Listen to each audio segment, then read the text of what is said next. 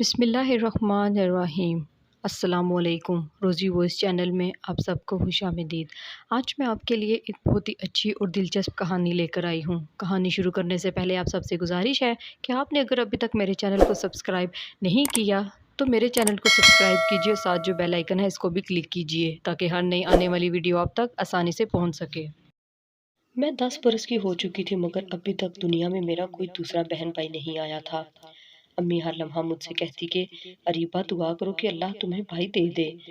میں نے یہ دعا اٹھتے بیٹھتے سوتے جاگتے مانگی تھی مگر ابھی تک قبولیت کی مہر نہیں لگی تھی۔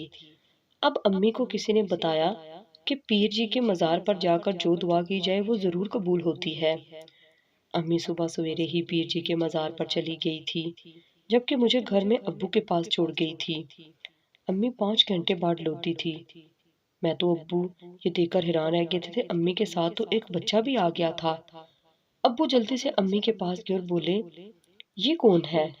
امی بولی سرمد لوگ سچ ہی کہتے تھے کہ پیر جی کے مزار سے ہر دعا قبول ہوتی ہے، دیکھیں نا میری بھی دعا قبول ہو گئی۔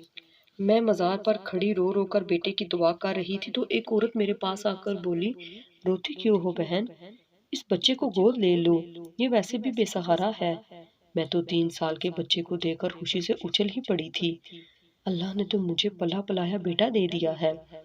میری امی کی خوشی کو نظر انداز کر کے ابو بولے منسا جہاں سے یہ لڑکا لائے ہو وہیں چھوڑ آؤ، مجھے کسی کی اولاد پالنے کی کوئی ضرورت نہیں ہے، اللہ نے بیٹی دی ہے وہی میرے لیے بہت ہے۔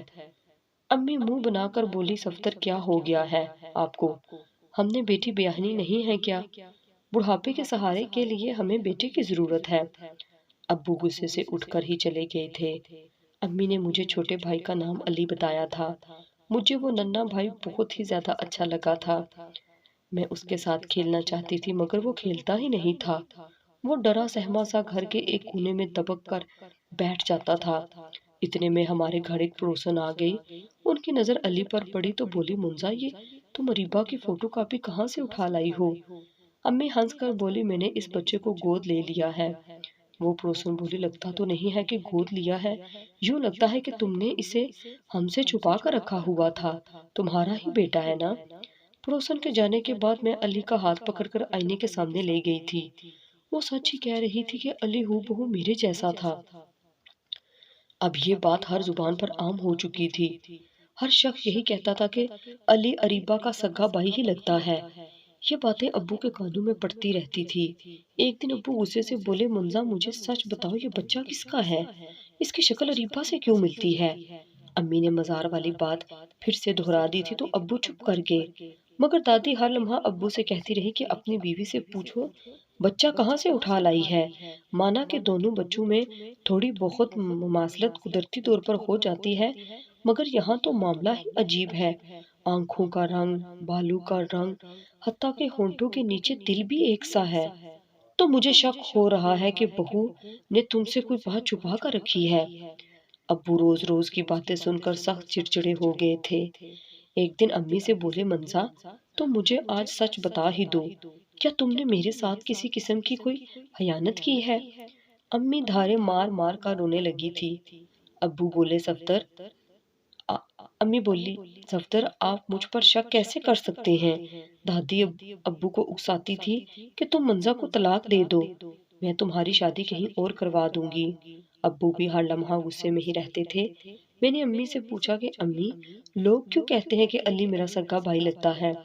امی ہنس کر بولی بیٹا تم لوگوں کی باتوں پر دھیان مت دو، علی تمہارا بھائی ہے، یہ سگا اور ستیلا کچھ نہیں ہوتا۔ ایک دن ابو امی سے بولے کہ اس لڑکے کو اسی مزار پر چھوڑ آؤ جہاں سے لائی تھی، نہیں تو آج طلاق دے دوں گا۔ امی نے علی کی انگلی پکڑی اور روتے ہوئے اسے اپنے ساتھ لے گئی تھی۔ 2 گھنٹے بعد امی کی واپسی ہوئی تھی۔ امی کے ساتھ علی بھی تھا اور ایک عورت بھی تھی۔ ابو کی نظر اس عورت پر پڑی تو وہ دنگ رہ گئے تھے۔ بولے شہلا تم تو مر گئی تھی نا؟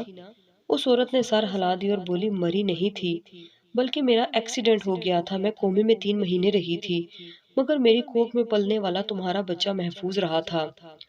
عورت امی سے مخاطب ہوئی اور بولی میں نے اور صفدر نے 4 سال پہلے چھپ کر شادی کی تھی، پھر میرا ایکسیڈنٹ ہو گیا تھا، میں کومے میں چلی گئی تو صفدر مجھے بھول گیا۔ میں نے بڑی مشکل سے اس بچے کی پرورش کی اور پھر منزا کو دے دیا۔ مجھے اب سمجھ میں آیا تھا کہ علی میرے جیسا کیوں تھا، کیونکہ ہم دونوں ابو پر گئے تھے، مگر کسی نے بھی ابو پر شک نہیں کیا، بلکہ امی کو شک بڑی نگاہوں سے دیکھنے لگے تھے۔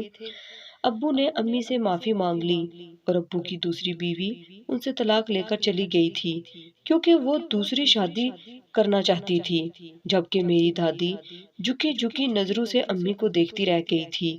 امی نے دل بڑا کر کے ابو کو اور دادی کو گھر معاف کر دیا تھا اور اپنا گھر بچا لیا تھا۔